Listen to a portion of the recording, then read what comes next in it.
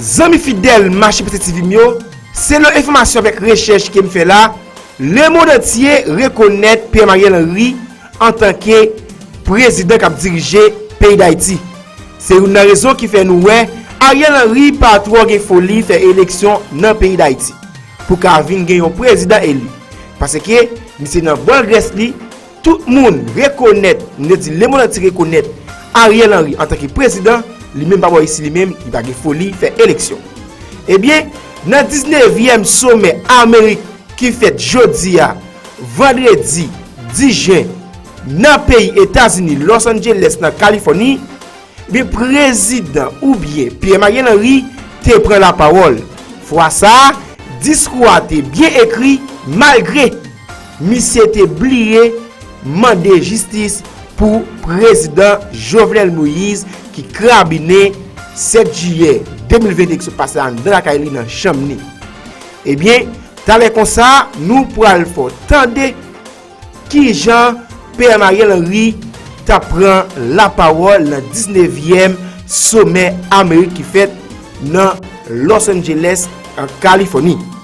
L'autre nouvelle nous pour là, c'est le RNDDH qui c'est réseau qui défend droit mounio sorti pour 2021 pour arriver et G 2022 gain 44 policiers que bandi crabiné tué qui profite 27e anniversaire et création PNH là pour attirer attention autorité yo sous situation difficile policier yo et puis exiger meilleures conditions de travail en faveur tout policier. C'est ça NDDH annoncé dit sorti juin 2021 pour arriver juin 2022 il y a 44 policiers qui bandi yo touye.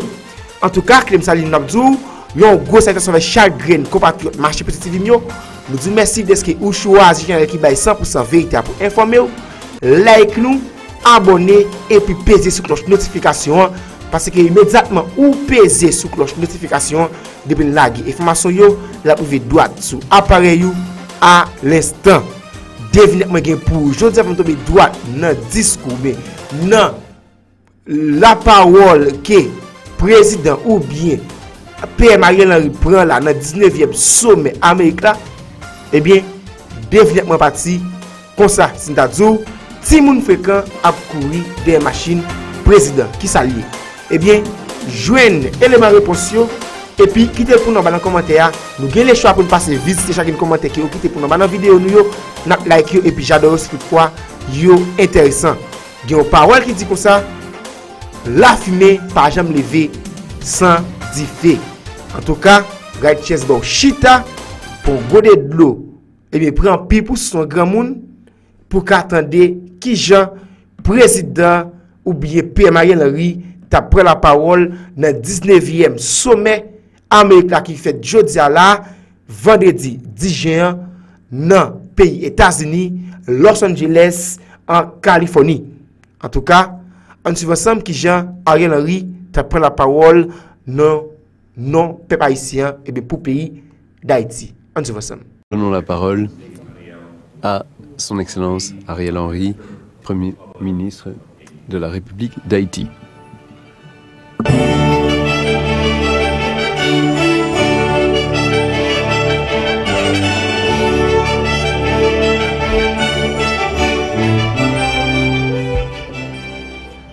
Monsieur le Président de séance, Mesdames, Messieurs, chers collègues, chefs d'État et de gouvernement, Mesdames, Messieurs les représentants des organisations internationales, Mesdames, Messieurs les membres des pays et organisateurs observateurs, Mesdames, Messieurs les membres de délégation, chers invités, Mesdames, Messieurs. C'est pour moi un réel plaisir de me retrouver ici à Los Angeles pour participer à ce 9e sommet des Amériques, l'un des lieux privilégiés de rencontre de la grande famille de l'hémisphère occidental. Permettez-moi d'adresser au nom de mon pays Haïti et de la délégation que je préside mes plus vifs remerciements aux dirigeants et au gouvernement du pays hôte pour la qualité de l'accueil qui nous a été réservé. Le thème retenu pour ce 9e sommet des Amériques, construire un avenir durable, résilient et équitable, constitue en lui-même un objectif ambitieux et désirable pour notre région. Je tiens ici à féliciter les cadres qui ont travaillé et contribué à l'élaboration des divers projets d'engagement. Si nous arrivions à transcender les égoïsmes nationaux et à nous engager réellement tous ensemble à faire en sorte que ce thème ne soit pas seulement un slogan vide de contenu ou un simple vœu pieux, quelle serait belle notre Amérique, de l'Alaska jusqu'à la Terre de Feu en passant par la Caraïbe. Imaginez que nous nous mettions tous à construire une Amérique unie, intégrée, dans laquelle nous ferions disparaître la misère, la pauvreté, les inégalités et la violence. Imaginez une Amérique où les richesses seraient réparties équitablement, où personne ne serait laissé de côté, où l'insécurité alimentaire et la faim auraient complètement disparu. Une Amérique où les règles démocratiques communes du vivre ensemble permettraient à tous les citoyens de vivre dans la dignité et dans le respect des droits de tous et de chacun. Une Amérique caractérisée par les relations de bon voisinage, où nous pourrions tous circuler librement d'une région à l'autre, sans restrictions inutiles, où la nature comme bien commun serait respectée et régénérée. Imaginez une Amérique où les soins de santé seraient accessibles à tous, où le fossé numérique serait comblé, permettant à tous d'avoir accès aux bienfaits des nouvelles technologies. Elle serait vraiment belle, notre Amérique, avec sa diversité de paysages, de peuples, de races, de cultures, de langues et de modes de vie. Mais, malgré les complexités et les difficultés des réalités politiques au quotidien, il est de notre devoir de penser l'avenir et de commencer maintenant à poser les bases de ce que sera notre futur et celle des prochaines générations.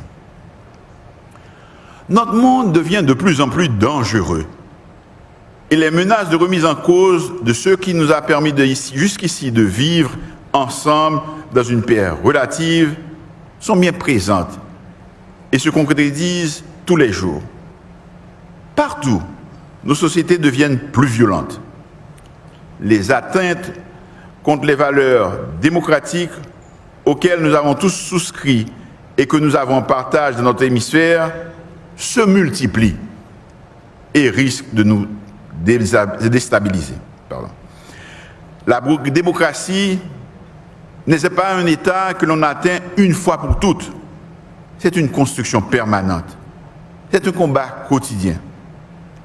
Il nous incombe de la défendre et de la renforcer.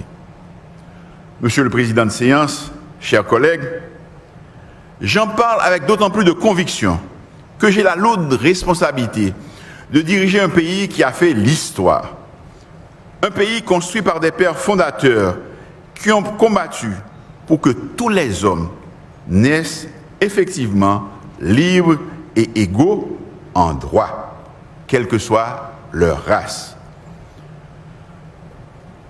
Je parle de démocratie, je parle de construction de l'avenir, parce que dans mon pays, la démocratie a reculé et que l'avenir paraît sombre et le restera si nous ne faisons rien pour poser aujourd'hui les bases pour un lendemain meilleur. Vous le savez tous, le président de la République, qui m'a nommé Premier ministre, a été odieusement assassiné au lendemain de ma nomination. J'ai le sentiment désagréable que ceux qui ont conçu et financé ce plan macabre courent toujours et échappent encore à notre système judiciaire. Je ne suis pas venu ici pour me plaindre, mais je crois que dans notre volonté de construire ensemble un meilleur avenir pour tous dans la région, vous devez avoir une idée exacte de ce qui se passe aujourd'hui dans mon pays et de ce que j'entreprends pour y remédier. Mon pays est actuellement soumis à une insécurité alimentée par des gangs armés qui volent, qui violent, qui tuent et kidnappent des nationaux aussi bien que des étrangers. Par leurs actions criminelles, ils sont parvenus à empêcher la libre circulation des personnes et des biens. La péninsule sud, victime du tremblement de terre du 14 août 2021, est pratiquement coupée du reste du pays. Nos institutions démocratiques se sont effondrées. Cela fera bientôt une année que depuis que je suis à la tête d'un gouvernement de consensus, issu d'un accord politique entre des forces politiques antagoniques et des secteurs de la société civile.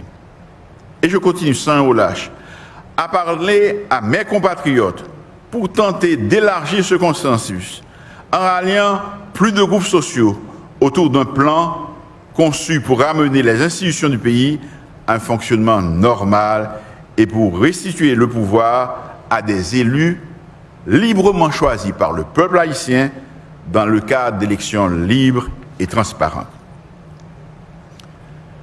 L'instabilité liée à une insécurité insupportable rend illusoire toute velléité de construire cet avenir durable, résilient et équitable.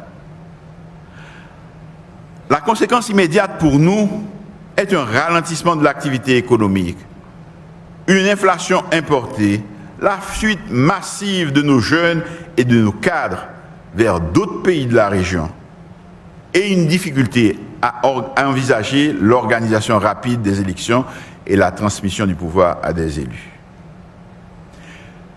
L'émigration illégale en provenance d'Haïti, qui affectait uniquement quelques pays limitrophes, s'est maintenant étendue à l'ensemble des pays du continent. Les migrants haïtiens, dans leur quête de mieux-être, prennent tous les risques pour atteindre un pays d'accueil. Haïti accepte toujours de coopérer avec les pays de la région qui veulent rapatrier les immigrants illégaux. Mais je continuerai à plaider pour qu'un traitement humain, respectueux de leurs droits fondamentaux, leur soit réservé. Je crois que l'accent doit être mis en particulier sur la recherche de solutions concrètes et durables aux problèmes qui poussent les migrants à partir de chez eux. En Haïti, ces problèmes ont pour nom la misère, le chômage, l'absence d'opportunités pour les jeunes, les inégalités, l'insécurité et l'instabilité politique. Ces phénomènes ne sont pas spécifiques à Haïti. Mon pays, comme d'autres dans la région, ont besoin d'investissements massifs, créateurs d'emplois stables, et se doit d'offrir à notre jeunesse et aux candidats à l'immigration illégale des opportunités et des raisons d'espérer un avenir meilleur. Ils en ont besoin pour fixer leurs citoyens et les faire retrouver l'envie de rester dans leur pays, pour y construire cet avenir et être heureux d'y vivre. C'est ce que j'appelle la sédentarisation des citoyens dans leur pays. Monsieur le Président de séance, chers collègues, pendant ce 9e sommet des Amériques, nous avons entendu beaucoup de propos encourageants et des promesses généreuses. J'ai la conviction qu'en dépit d'une conjoncture difficile, le pessimisme de l'intelligence doit céder la place à l'optimisme de la volonté. Haïti croit qu'il est de notre intérêt dans cet hémisphère de tout faire pour tenir nos promesses et qu'ensemble, nous pouvons effectivement construire un avenir durable, résilient et équitable. Je vous remercie.